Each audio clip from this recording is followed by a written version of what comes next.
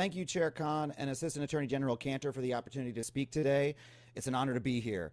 I'm a worker in the entertainment industry. I'm a writer and a board member of the Writers Guild of America West, a labor union that represents over 11,000 writers who work in TV, film, news, and streaming video.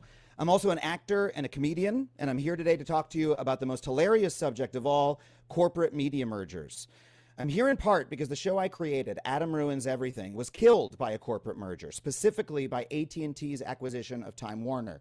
Waves of merger in this industry, approved by regulators or the courts, have put a handful of companies in control of what stories writers are allowed to tell and what viewers are allowed to watch, and done tremendous harm to the everyday workers whose labor powers the entertainment industry. In 2015, I created an investigative comedy show for the cable network truTV. It ran for 3 seasons and 65 episodes. It was the second biggest show on the network and was described as a breakout hit by the network president. But in 2018, AT&T acquired Time Warner, truTV's parent company. And then, as so often happens after mergers, AT&T announced a major reorganization. Now, we all know that that's boss code for layoffs, but this time it was code for basically shut down the entire network. Roughly 100 truTV employees were fired, including the head of the network and the entire programming department, and AT&T then started canceling shows to cut costs. A month after our season finale aired, I got a call from the new boss at AT&T saying that they were canceling the show despite its success. And today, what was once a thriving TV network that employed thousands of artists now airs archival reruns of a single reality show over and over again. 3 years after that merger turned out to be a financial disaster, Warner Media merged again, this time with Discovery.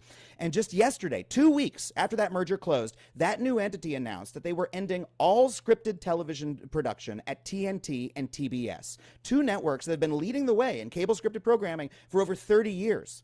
I received texts all day from friends whose shows had suddenly been canceled in the middle of shooting. Now, why would a healthy television network with hit shows watched in millions of households voluntarily commit suicide?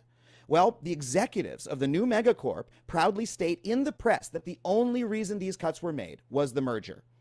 Now, in decades past, when a show was canceled, the writer in the studio could take it to another network. And that's because until recently, the networks that broadcast the content competed to buy content from the studios, and the studios in turn competed for the services of writers, directors, and other artists, all to bring the best ideas to the public.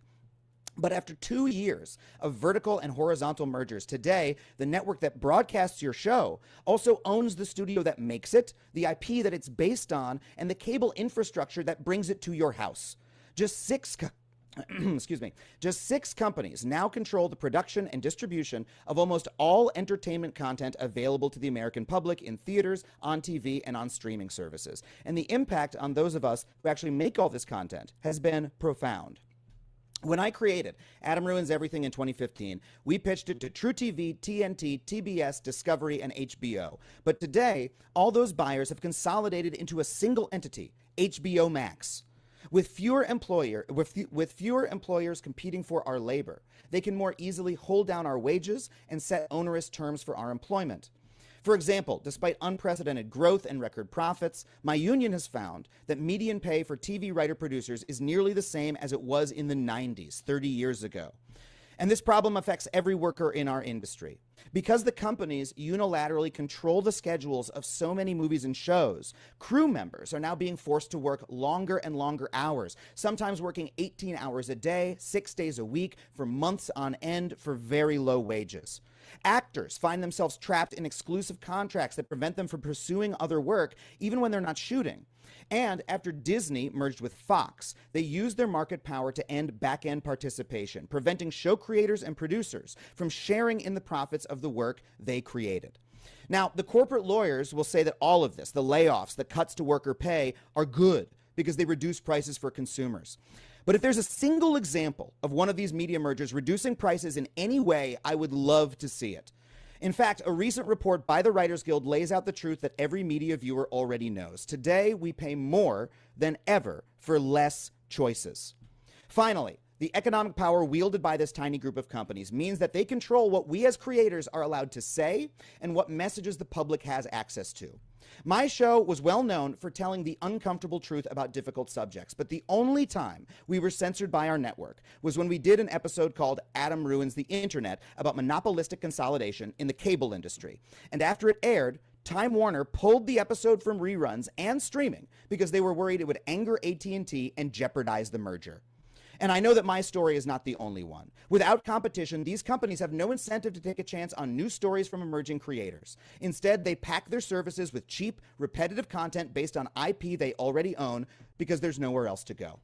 So, I know I'm getting the light, so I'll wrap it up. My earnest plea is that the next time our governmental agencies review a merger, they ask the question, whose voices will this merger silence? Which ideas will never reach our ears? Whose stories will the public never get to see? It's long past time to recognize the harm that mergers like these do to workers, to creators, and to the viewing public. Our media ecosystem and the workers who make their living within it must have fair competition to survive. Thank you for your time. Thanks so much for sharing that, Adam. Had the chance to watch your show when it was still on and enjoyed it. Next, we have Marshall.